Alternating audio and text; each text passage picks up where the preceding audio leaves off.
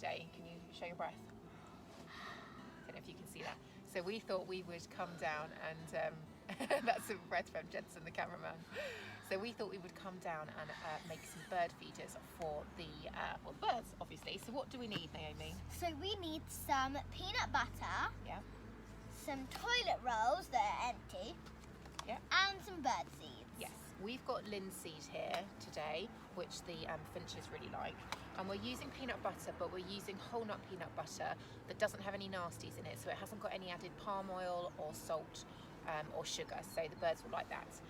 You can also use coconut oil, that's good as well, but don't use honey because that can get bacteria in it that can damage, that can harm the birds. Okay, so what I want you to do is to use a knife and to smear the peanut butter all over a roll. I'll do one as well. Okay. Ah, that's hard. So do we do that on the inside or the outside? On the outside. Do you want to have a go? Come on. I've already started. Very strange. I never thought I'd be doing this. The birds are going to love it. At this time of year, it's harder for them to get food when the ground is frozen, so it's nice for us to help out. So now we've covered it all up like that, we're going to cover it in linseeds. So we're just going to roll it in the linseeds basically, and it should just stick to the peanut butter. Okay, so now we've got the finished thing all covered in seeds like that. You can just hang it on a tree, and there you've got a bird feeder.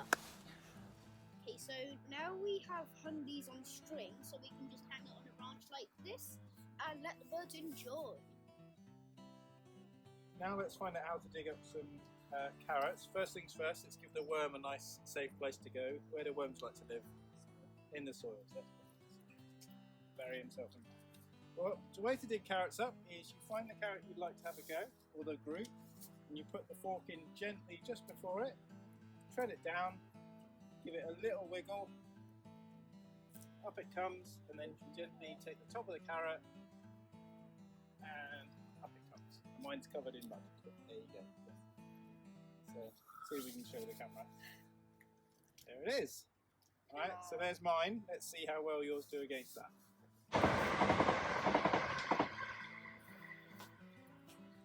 This one is a very fat one, and it came with a tiny one.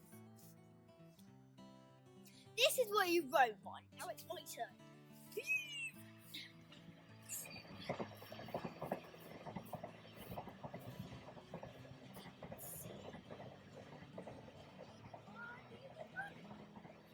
Oh, not too bad if I do say so myself. Time to reveal the carrots, guys. So that was the most successful, then me, and then my fat one. Okay, we just won't mention these little guys here. There are lots of different kinds of chards. We've got yellow, white, ruby, and rainbow. Okay, so now it's time to cut the chard. And what you want to do is you want to find the bottom of the stem and just snip it, and then you've got a chard leaf. Hi, this is a little song that we made up.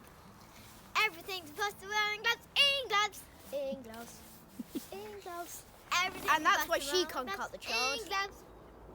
This is all the things that we've collected today. Okay, so we've got our different types of chard. We've got our green, our rainbow, ruby and yellow. Now with the chard, if you cut the stems off first, and you can saute those for a bit longer, and then you can use the leaves just as you would spinach, so in stews or casseroles, stir fries, anything like that. And this is the Cavolo Nero that you strip off the stem, and then we've got some kale.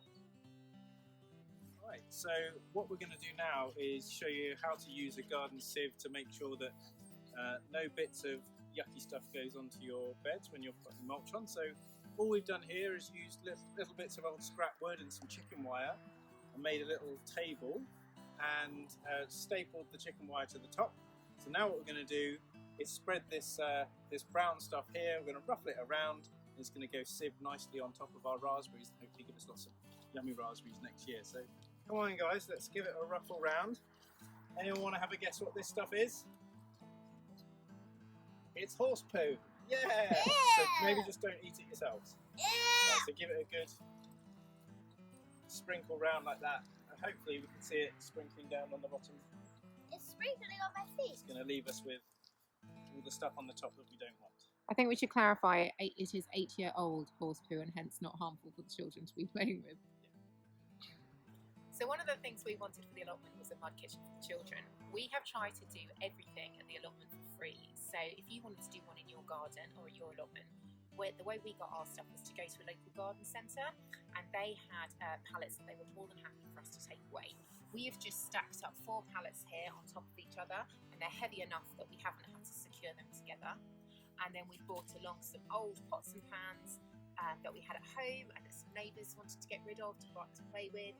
And we've also found lots of bits whilst we've been here that we've dug up, things like bottles and spoons and bits of ceramics, which have been fun to add to it. Okay, so you've left these overnight, and all the stuff is frozen like that. Yeah, it's And there's water inside. yeah, there's water inside that. Now I'm going to see something here. Look, this actually froze. We've got our own bowl. No, look underneath it. Underneath it. It's got a hole. Yeah, and as you can see, the knife was broke because of this. Yeah, it got stuck in there. And then it snapped.